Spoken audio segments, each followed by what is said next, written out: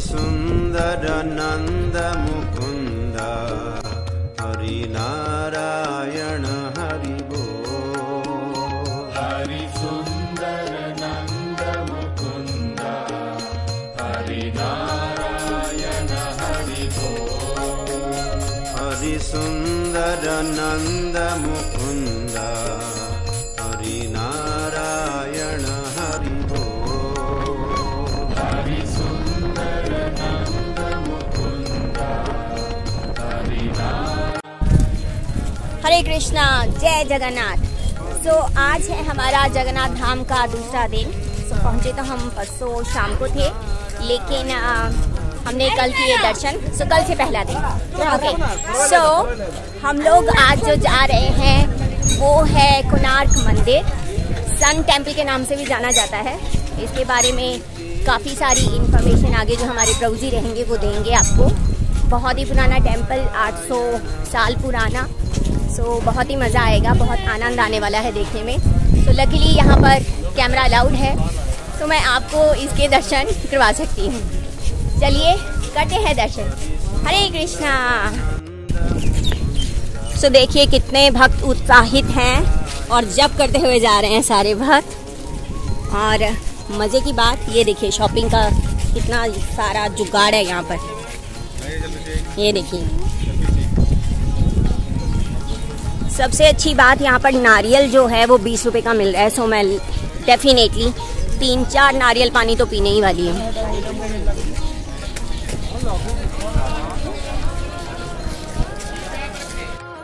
सो दोस्तों पहुँच चुके हैं हम कोणार्क मंदिर।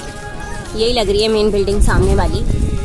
सो यहाँ पर कहते हैं कि एक चक्र है जो कि आपको ग्रह नक्षत्र, टाइम और 8 प्रहर, इस तरीके का एक चक्र है। सो उसको भी हम देखने जाएंगे। सो फिलहाल तो मुझे मेरे ग्रुप के साथ रहना है, सो मैं आगे जाके आपको भी दिखा नहीं पाऊँगी। ये देखिए, जूम कर रही हूँ मैं। Wow, so beautiful, so beautiful.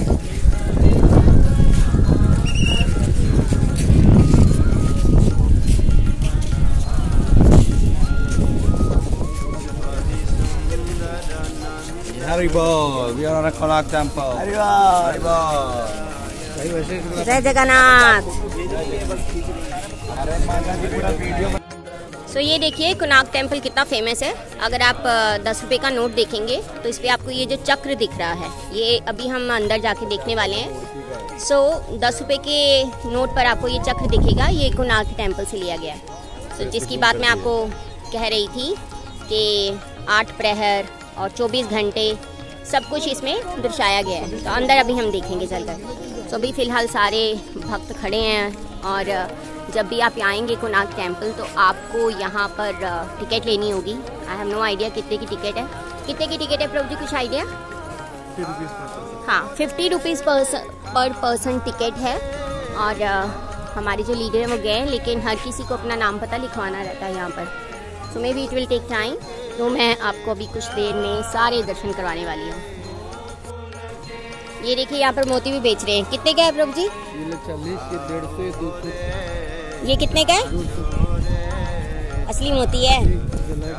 नहीं जला, नहीं रहने दीजिए, जलाइए नहीं। ऐसे क्या? सो हो सकता है मैं अपने भगवान जी के लूँगी ये थोड़ी देर में। बहुत ही सुंदर है। प्रभु जी आती थोड़ी देर में, ठीक है? हाँ।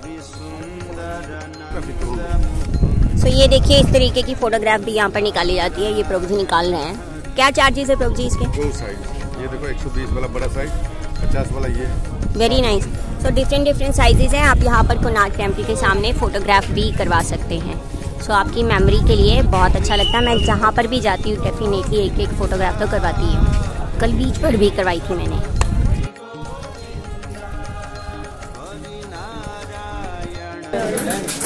सो ऐसे आप यहाँ पर जाते हैं। मेट्रो का टिकट है ये, काइंड ऑफ। ये मेट्रो का टिकट।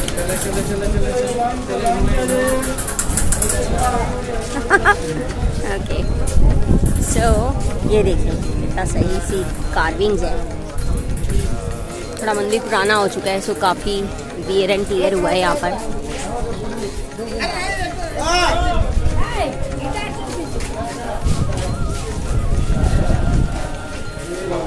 सो आप देख सकते हैं कि 800 साल में कितनी क्षति हुई है इस मंदिर को।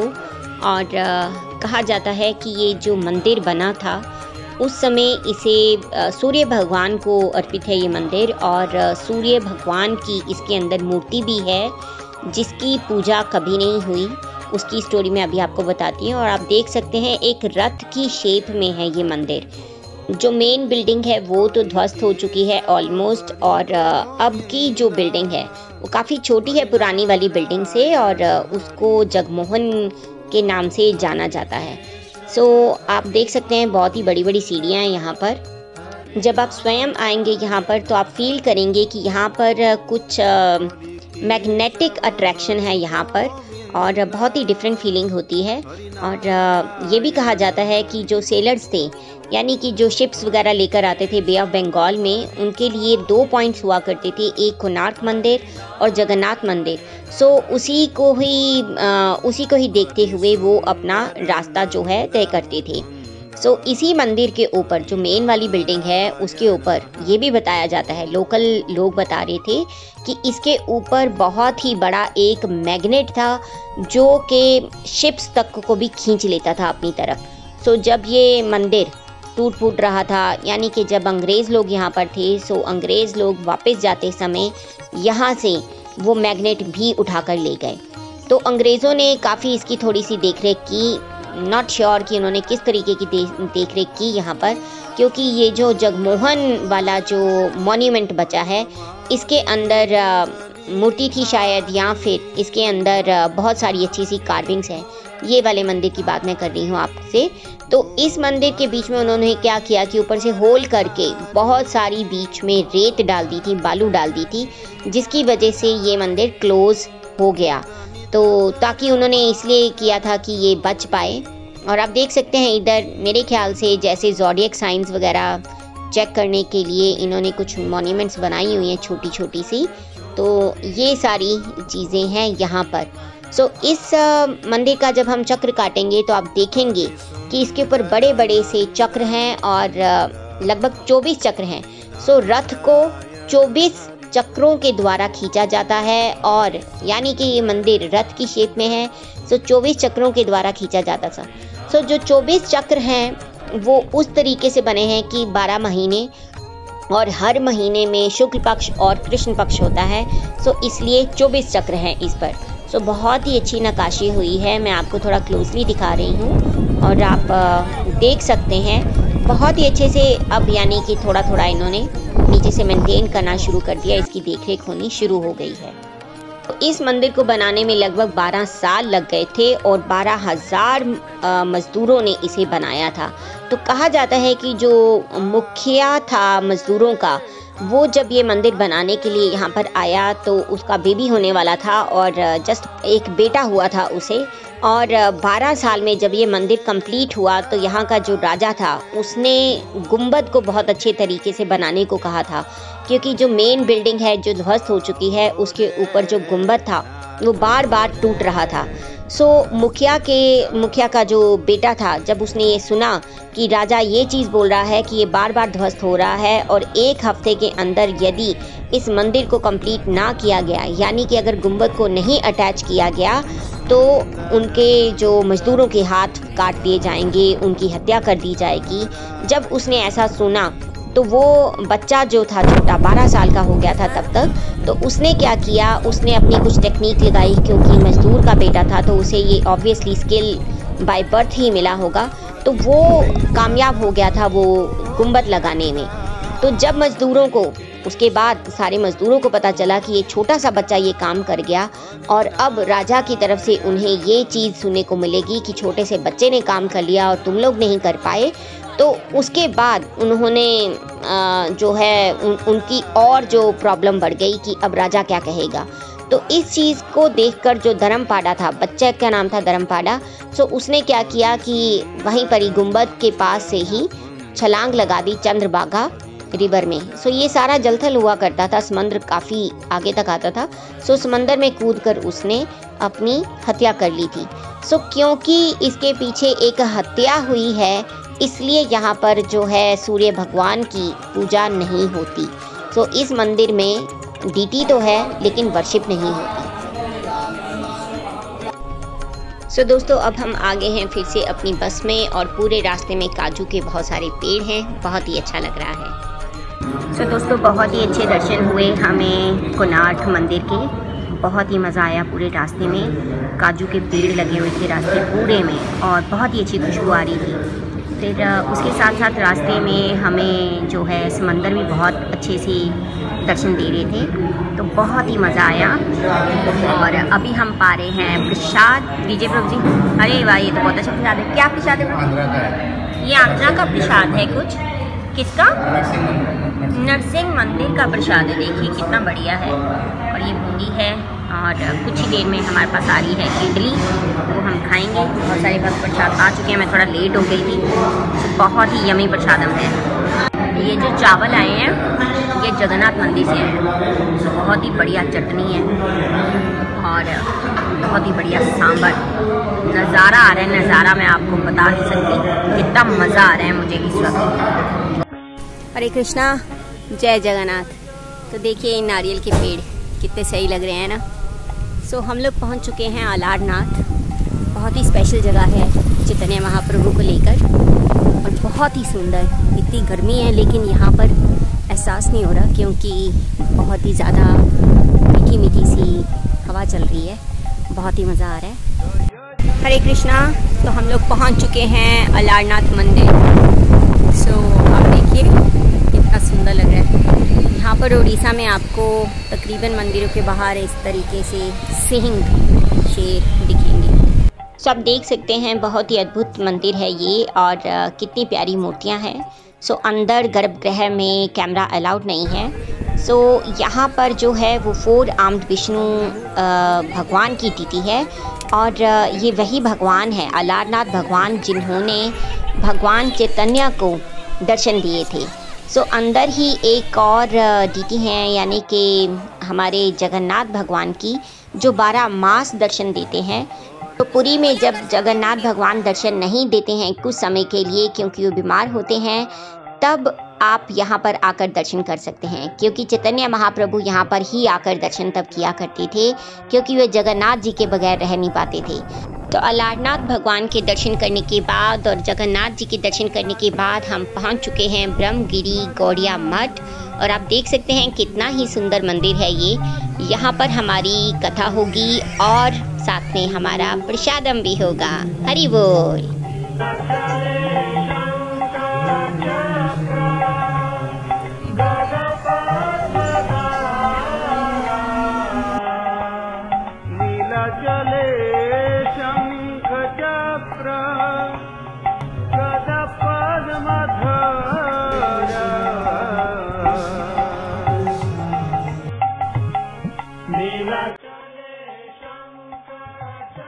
तो देखिए अभी हम अलारनाथ के यहाँ पर जो एक गौड़िया मठ है वहाँ पर आए हुए हैं।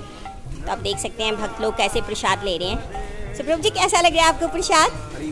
Very delicious prasad. Very delicious. ओहो, क्या क्या खाया आपने बताइए? इससे पहले मैंने राइस, हाँ, दाल और चटनी और सब्जी को लिया था। बहुत मजा आ गया, बहुत मजा, बहुत आनंद आया। खैर मैं भी प्रसाद खा कर आई हूँ और मैंने चटनी तो 2 कटोरी खाई है। इतनी डिलीशियस खीर आई, मैं 2 बार खा रहा हूँ। क्या बात है प्रभु जी, क्या आप आगे सेवा कर पाएंगे? 2 कटोरे खीर के खा लिए आपने? तभी खाया है, और सेवा करेंगे। अच्छा, इसीलिए। तो ये सारे वो भक्त हैं जो हमेशा सेवा करते हैं और प्रसाद वितरण करते हैं। और अब आप देखिए प्रसाद में माता जी भी करती है। ये देखिए यहाँ पर ये है हैंडपम्प और बहुत ही मीठा पानी है। कोई भी भक्त बाहर से बॉटल नहीं ले रहा, हम लोग ऐसे ही हैंडपम्प से भरते जा रहे हैं और पानी पीते जा रहे हैं। गर्मी तो महसूस ही नहीं हो रही है। ये देखिए भक्ति वृक्ष की एक और क्लास चल रही है, यहाँ पर ही चलने लग गई है।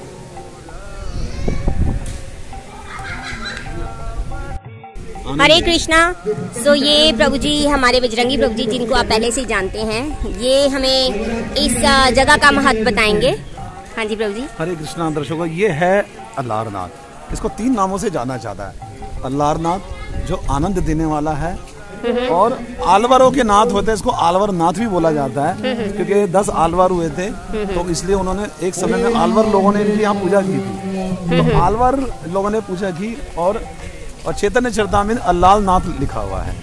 तो अल्लाह नाथ अपभ्रंश हो गया, अब ये इसको हम अल्लाह नाथ बोलते हैं। तो अल्लाह नाथ का मतलब है जो सबको आनंद देने वाला था, आह्लाद देता है वो। तो एक बार जहाँ सतयुग में जो है ब्रह्मा जी जो है ना यहाँ पर भगवान की पूजा किए, तपस्या किए, और फिर ब्रह्मा जी को भगवान ने ना मतलब बोला कि हे ब्रह्मदेव, आकाशवाणी उनको हृदय में ज्ञान आया, तो बोले कि हे ब्रह्मा तुम मेरे इन विग्रह यहाँ मेरे विग्रह की स्थापना करो। अच्छा जी। और तुम विग्रह कैसे बनाना, तुम ही तैयार करवाना।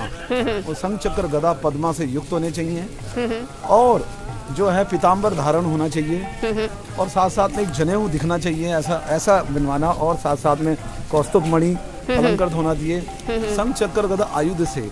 और उसके साथ गरुड़ की भी, मेरे भक्त हैं जो गरुड़, उनकी भी स्थापना करना। अच्छा। और ये भगवान ने उनको ये भी बोला ब्रह्मा जी को कि ये जो जगह ना तुम्हारे नाम से विख्यात होगी, ब्रह्मगिरी पर्वत।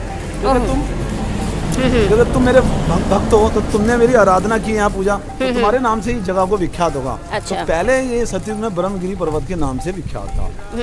तो ब्रह्मा जी ने ऐसा ही किया, बनवाया, भगवान की स्थापना की, प्राण प्रतिष्ठा की।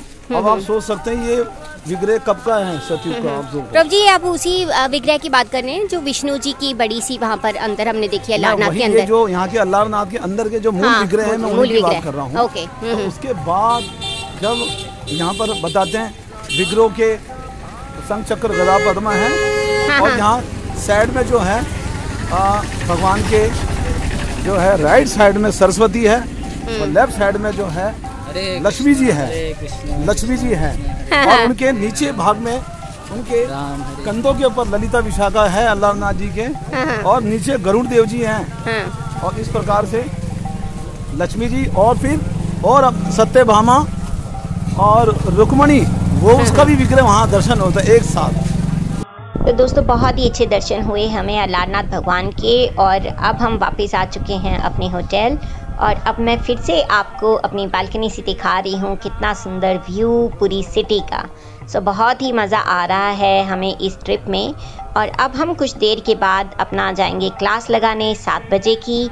उसके बाद हम लोगों को 7:30 बजे प्रसादम मिलेगा जगन्नाथपुरी मंदिर में। हरि बोल, महाप्रसाद की जय। हरे कृष्णा। देखिए मेरा चाय पीने का बहुत मन कर रहा था, लेकिन आसपास कुछ भी नहीं दिखा मुझे, क्योंकि चाय वाले बहुत ही गंदे तरीके से चाय बनाते हैं। तो मेरे को साफ़ सुथरा ही पतीला चाहिए था। तो एक पास में ही घर था हमारे होटल के। सो मैं यहाँ पर आ चुकी हूँ और मैंने सोचा मैं चाय बनाती हूँ। कितने अच्छे लोग हैं, सब दूध सब इन्होंने दे दिया, चाय पत्ती तो खैर मेरी थी। और अब मैं चाय बना रही हूँ। आओ आंटी, आओ मेरे पास आओ। ये देखो, ये है वो आंटी जी जिन्होंने मुझे चाय बनाने दी। कितने क्यूट लोग हैं आंटी, है ना। हरे कृष्णा, जय जगन्नाथ। सो जगन्नाथ जी के क्षेत्र में जगन्नाथ जैसे ही लोग हैं। हरि बोल।